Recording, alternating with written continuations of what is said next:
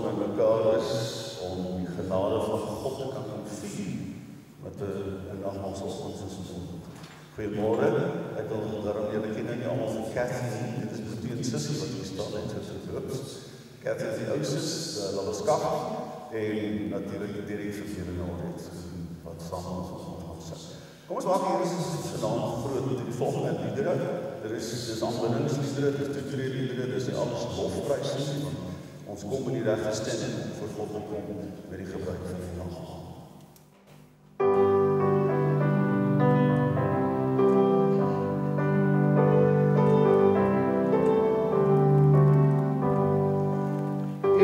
Goedheid Heer van ons nie heil nie, wie wil dan die verdreef, dis alles bring vir ons nie heil nie, ons wil ons hart tot die verleef.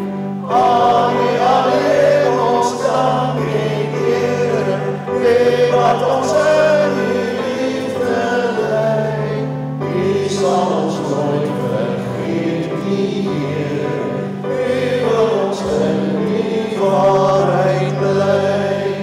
Wie is die Heer wat ons gemaak het, voor U kom ons die stem sal staan. Wie is die Heer wat steeds bewaak het, Heer in ons gans en al bestaan. U bring in ons ons die vrede, U sterk ons gees met nieuwe kracht. U gee lig voor ons vrede, dis U van wie ons heil verwag. Sal ek o Heer U nie vereer nie, sal ek U goedheid nie verstaan, sal U my raak en ek nie leer nie, die weg wat U my wys nie gaan. Die Here my wil en strewe, U wil my geleerde kry, vul met die liefde ook my lewe, om my in alles U te wy.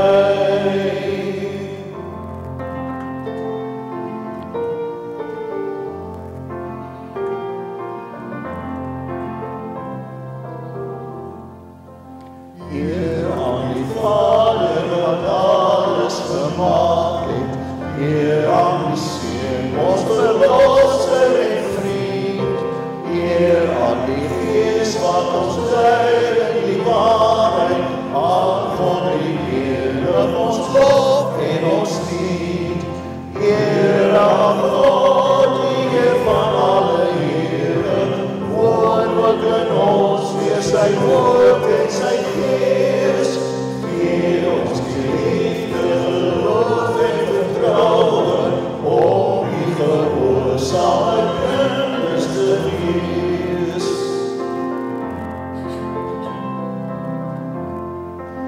Heiland aan U, al ons dank en aanbidding, U het ons soek, ons van sonde gered, deur die verdienste om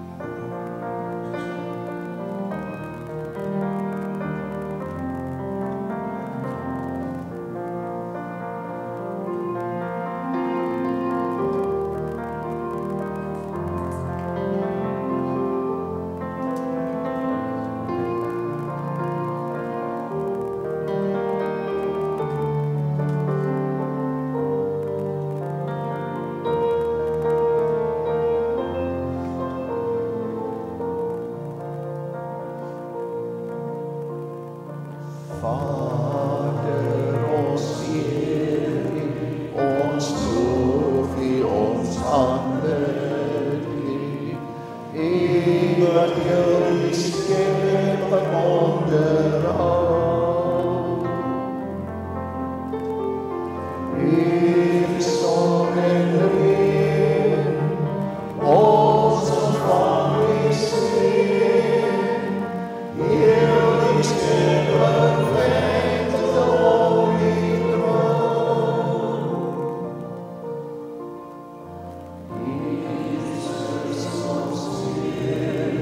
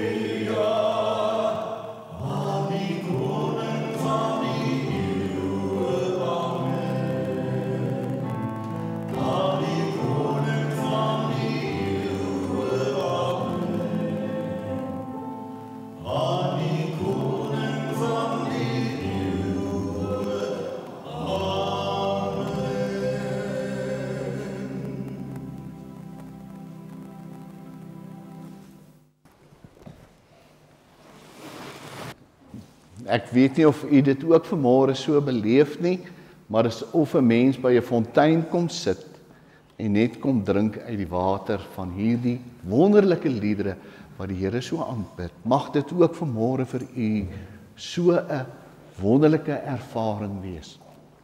Nou, ons gaan lees hier uit Filippense, maar ek wil begin by die wet. Daar in Markus. Markus sê, jy moet die Here jou God lief hê met jou hele hart, jou hele siel, jou hele verstand, al jou krag. Het julle gehoor? Hele hart, hele siel, hele krag, hele verstand. Nou, ons gaan vanmôre uit Filippense lees en dan gaan ons verder daarop in. Nou, kyk wat sê Filippense, wees altyd bly in die Here. Ek herhaal, wees bly, wees inskikkelik teenoor alle mense. Die Here is naby, Maranatha. Maranatha kan op 2 maniere vertaal word. Hy is hier teenwoordig. Moet oor niks besorg wees nie, maar maak in alles julle begeertes deur gebed en smeking en met danksegging aan God bekend. En die vrede van God, wat alle verstand te bowe gaan, sal oor julle harte en gedagtes die wag hou in Christus Jesus. Verder, broers, as hy hier vers 8 aanhaal, dan haal hy aan en gebruik hy die Griekse filosofie. Daardie deugde wat die Griekse filosofie so beklemtoon het, trek Paulus nou in en hy verchristelik dit. Nou, verder broers, alles wat waar is, alles wat edel is, alles wat reg is, alles wat rein is, alles wat mooi is, alles wat prysenswaardig is, watter deug of lofwaardige saak daar ook mag wees, daarop moet julle gedagtes rig. En dan maak hy 'n toepassing. En wat julle van my geleer en ontvang het en gehoor het en gesien het, dit moet julle doen. En God wat vrede gee, sal by julle wees. Kan almal mooi hoor daar agter? Is dit duidelik genoeg? Goed. Hierdie het julle iets opgevang, né? Hierdie alles. Hierdie alles, né? Kyk daar vers 8. Alles wat waar is. Alles wat edel is. Alles wat reg is. Alles wat rein is, alles wat mooi is.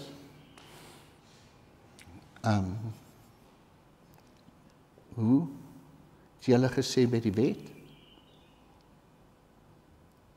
Met jou hele hart, met jou hele siel, met jou hele krag, met jou hele verstand. Alles. Nou goed, met alles bedoel hy volledig, né? Geheel en al. As ek nou by 'n slagter kom en ek bestel 'n lam en ek sê vir hom, bring vir my die hele lam, en hy bring 'n halwe lam daaraan, dan sal hy vir hom sê, nee man, hier is nou 'n kortsluiting, ek sê 'n hele lam. Of ek vra vir bring vir my 'n hele hoender, en hy kom hier aan met 'n kwart hoender, bring net die boutjies, of die duie, of die vlerkies, dan sê ek vir nee man, dis nie wat ek bestel het nie, ek het gevra die hele hoender. Hoorie, nie kwart, nie half, nie derde nie, maar hele, alles. Nou, wat bedoel hy dat ons die Here sal dien met ons hele verstand? Dit gaan oor die verstaan. Die diep denke oor wat God se liefde vir my beteken. En my verstaan van my liefde vir God. Die insig, die verstaan van God se liefde vir my en my liefde vir God. Dit is om te sien hoe diep, onvoorwaardelik, transformerend hierdie liefde van God vir my is. Jy besef dat God se liefde is nie gebaseer op wat ek doen of nagelaat het om te doen nie. Dis onvoorwaardelik. Mens verstaan God se liefde, waar jy besef hierdie liefde van God geef my totale vergifnis. Daar waar ek in skuld was. Ek ervrede waar daar vrees was. Ek begin rus in die sekerheid van God se liefde vir my. En besef dat God my aanvaar het, soos ek is. Kan julle daardie ongelooflike liefde van God vanmôre ervaar? Dit is transformerend. Hierdie liefde van God is totaal transformerend. Dit verander jou so in jou wese, hoe jy na jouself kyk. Ek leef nie meer in skuld en vrees nie. Ek is vry. Hoe ek na ander kyk. Ek gee liefde soos wat ek liefde ontvang het. Hoe ek na God kyk. Ek dien hom nie uit plig nie, maar uit diepe dankbaarheid. Dit is transformerend. Nou, hierdie liefde vir God, dit is God se liefde vir my, maar ek moet nadink oor wat is my liefde vir God? Hoe antwoord ek op hierdie liefde van God? Dan wil ek in die eerste plek vir julle sê, dit is 'n groeiproses. Die oomblik ek tot bekering kom en die Here in my lewe aanneem, het ek nie dadelik hierdie alles nie. Het ek nie hierdie hele nie. Ek groei daarin.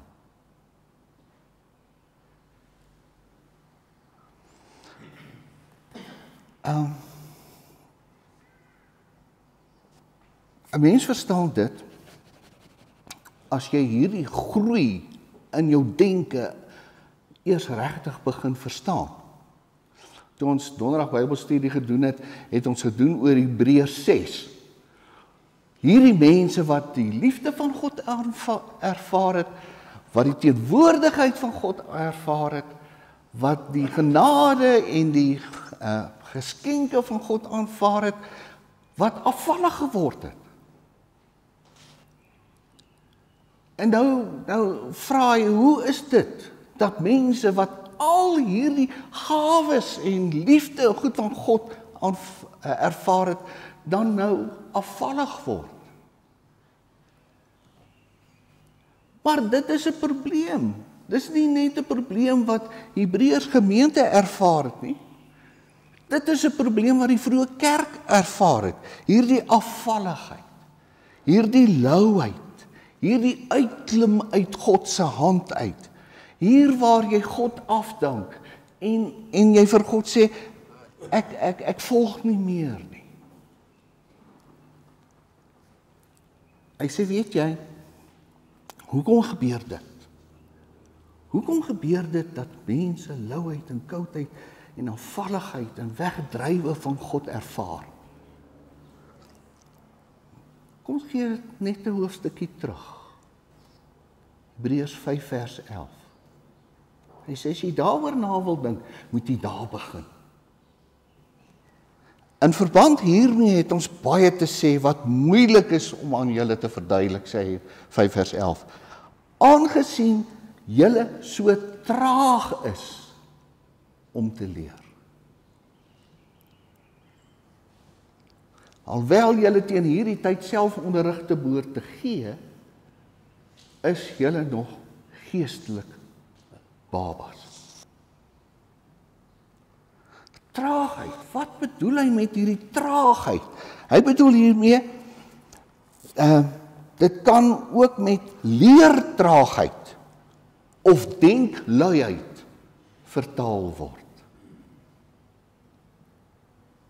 Hierdie traagheid of luiheid om te leer het tot gevolg dat die lidmate nie gegroei het en afvallig raak. Nou, Paulus ervaar dieselfde probleem as wat die skrywer van Hebreërs ervaar het. Paulus sê, my vriende, ek kon nie met julle praat soos mense wat die geestelike dinge van God verstaan en so leef nie. Geestelik is julle soos babas. Daarom het julle van die geloof afvallig geraak en in julle sonde bly voortleef. Paulus, as 'n mens nou daarna kyk, hy skryf in 54 na Christus hierdie brief, en hy skryf dit vanuit Efese aan die gemeente in Korinte. Die Hebreërbrief is so wat 69 na Christus geskryf, nie deur Paulus nie, maar deur Apollos. En hy skryf dit. En 100 na Christus skryf die skrywer van Openbaring. Daar in Openbaring dan sê hy die louheid van Laodicense. Dit kom so algemeen oor die kerk voor. Hierdie traagheid, hierdie luiheid, hierdie nie volg van Christus in jou denke, dat jou denke jou lewe transformeer nie. My liefde vir God sal nie altyd in groot woorde of dade gesien word nie, maar dit wys op die manier waarop ek leef, die keuses wat ek maak, en hoe ek reageer. As ons nou kom hier by Filippense 4, fokus hy ook op hierdie hart, op die verstaan, op die verstand. In plaas van nou hele hart, hele siel, krag en verstand, kom hy met alles wat waar is, alles wat mooi is, alles wat prysenswaardig is. Hierdie hosa wat hy gebruik om te sê alles beteken, wat ook al jy aandink. Dink oor, fill your minds with, is die Engelse vertaling. Vul julle gedagtes met, wat ook al waar is, wat edel is, wat reg is, wat rein is, wat mooi is, wat prysenswaardig is. En doen hierdie dinge, wat julle gesien het, en julle geleer het, en wat julle ontvang het, en wat julle gehoor het, en wat julle, en hierdie is nou 'n eislike ding wat hy sê. Ek weet nie hoeveel van ons kan dit nasê nie, wat julle my ook al sien doen het. Ek het hierdie goed gedoen. Ek het vir julle hierin 'n voorbeeld gestel. Julle kan my hierin as voorbeeld sien en nadoen. Nou, so hy sê, waarop moet my denke gerig wees? Hoe moet ek dink? Hy sê, hy gebruik die Griekse woord, julle moet voortdurend dink. Nie af en toe, nou en dan oor hier goed dink nie. Hierdie nadenke moet julle optrede, julle gedrag, julle lewe bepaal. Daar moet waarheid wees in julle denke, waarheid in julle verhoudings, waarheid van optrede moet daar wees. Julle moet opreg wees. Dit moet soos 'n diamant wees sonder 'n vlok. Edel, dit wat mense na sal opsien, wat mense in ons lewens sal admireer. Reg, dat 'n mens reg in die oë van God, reg in die oë van mense sal optree. Rein, blameless, dat mense nie 'n klad op jou naam sit nie. Dat hulle nie negatiefs iets oor jou lewe of doen en late moet sê nie. Alles wat mooi is, dan gebruik hy hier wat ons noem 'n hapax legomenon. Dit beteken, dit kom alleen in hierdie stukkie in die hele Nuwe Testament voor. Net hierdie woordjie kom hier voor. En hy sê,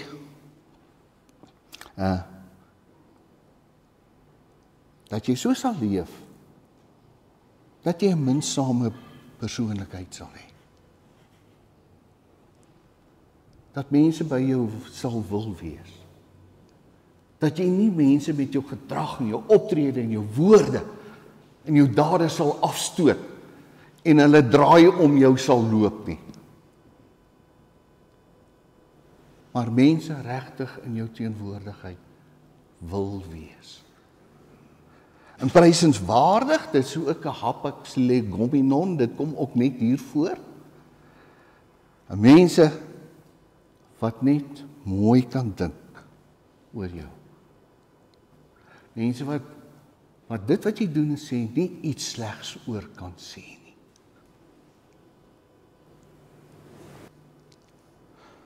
En dit moet jy in die praktyk stel. Nie net woorde of voorneme bly nie. Stel dit in werking in jou lewe.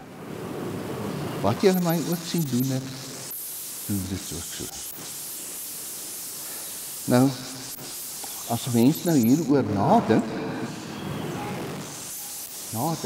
en jy dink na oor die nagmaal, dan moet ek en jy vir mekaar vra, hoe moet ek en jy oor die nagmaal nadink? Hoe het ek en jy geleer om oor hierdie nagmaal te dink? En ek is seker ons almal het die antwoorde in ons. Ons het dit oor die jare gedoen en geleer. En daarom wil ek vra dat jy net 'n oomblik jou hoof sal buig en nadink oor wat die nagmaal vanmôre vir jou beteken.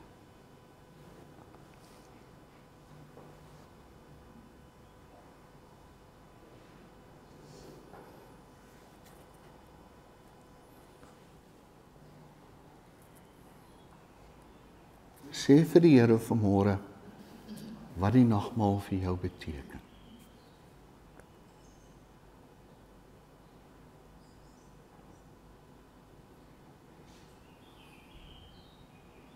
Sê vir die Here, hoekom jy vanmôre nagmaal wil gebruik.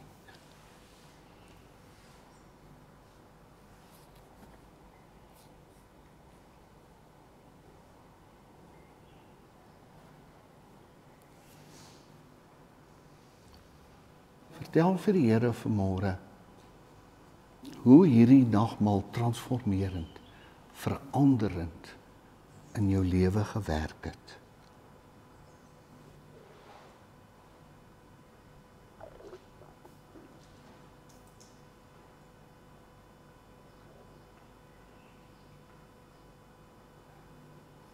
En dank die Here vanmôre dat ek en jy die voorreg het om hieraan te kan deelneem.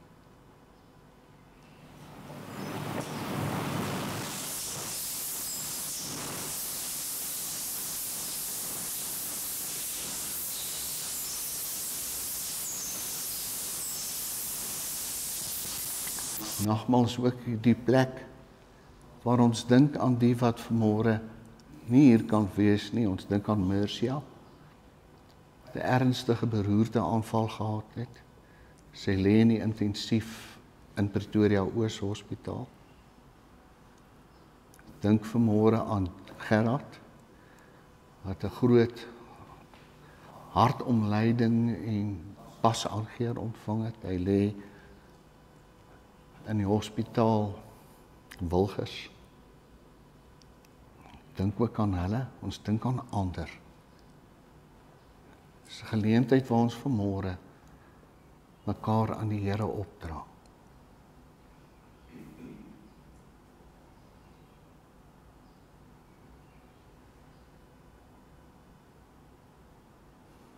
Dankie Here, dat ons vanmôre hier voor ons die teken sien van julle hart, julle siel, julle verstand en julle krag.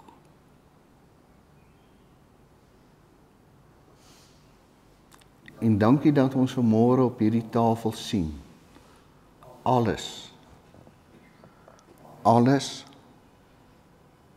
wat reg is, wat waar is, wat edel is, wat rein is, wat mooi is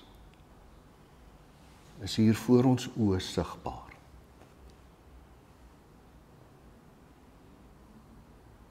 En dat ons môre hieraan kan deelneem, met Jesus as voorbeeld, wat vir ons gewys het, wat is geheel, wat is alles, wat is hele hart. Dat ons môre daarin kan deel hê, tot eer van U naam. Amen. Nou ek dink, ons gaan die nagmaal gebruik, soos wat dit uitgedeel word, kan jy gebruik, as jy gereed is daarvoor, gebruik die brood en drink die wyn. In die nag toe die Here verraai is, het hy die brood geneem, hy het dit gebreek. Dit is my liggaam wat vir julle gebreek word. En so dikwels as wat julle hiervan eet, dink daaraan. En die wyn is die bloed van die nuwe verbond, die nuwe ooreenkoms, die nuwe pad wat ek met julle loop. En so dikwels julle daarin drink, doen dit tot my gedagtenis.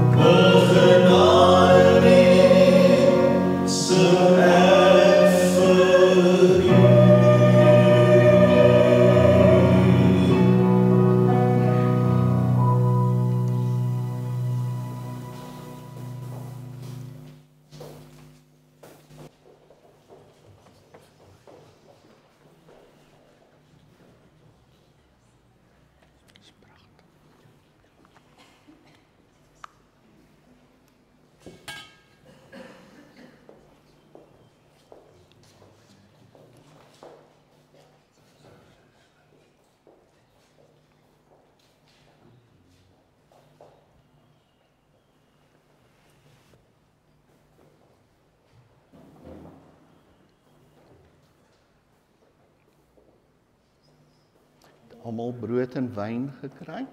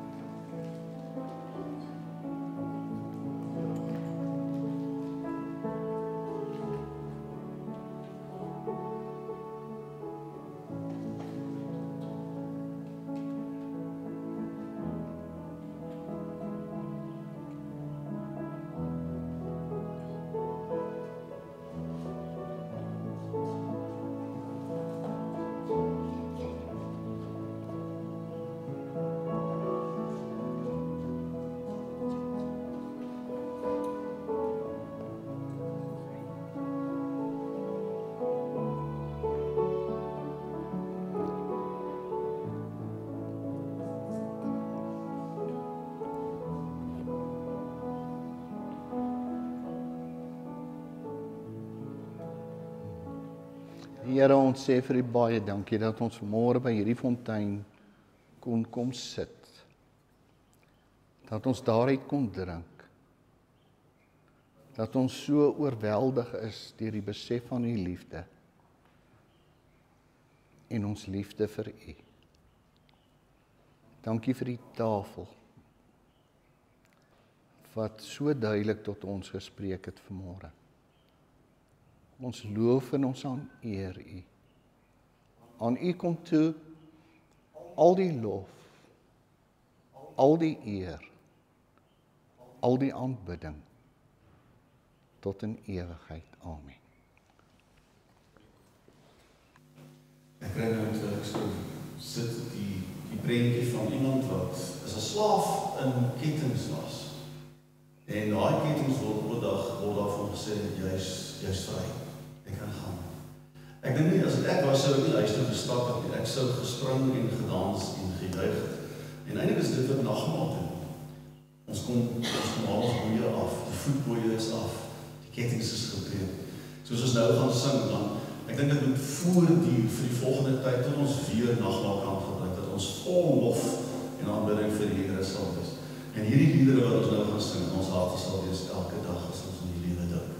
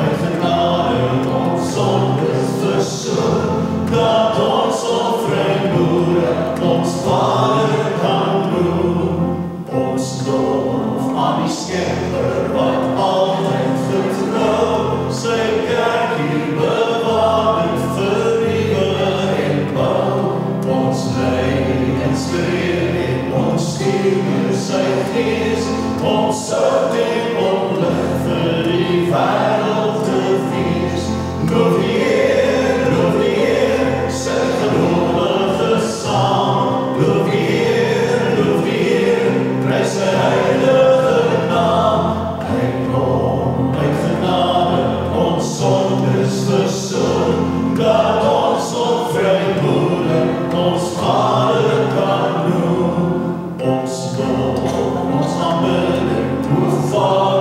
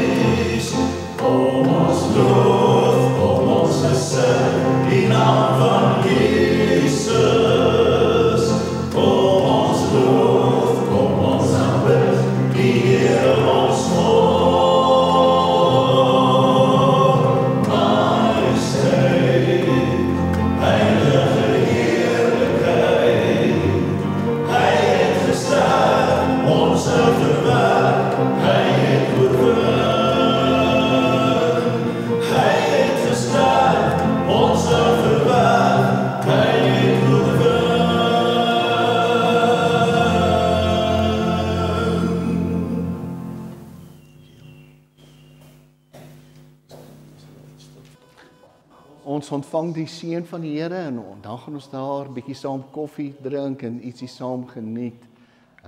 So u word hartlik uitgenooi na dit. Die genade van ons Here Jesus Christus,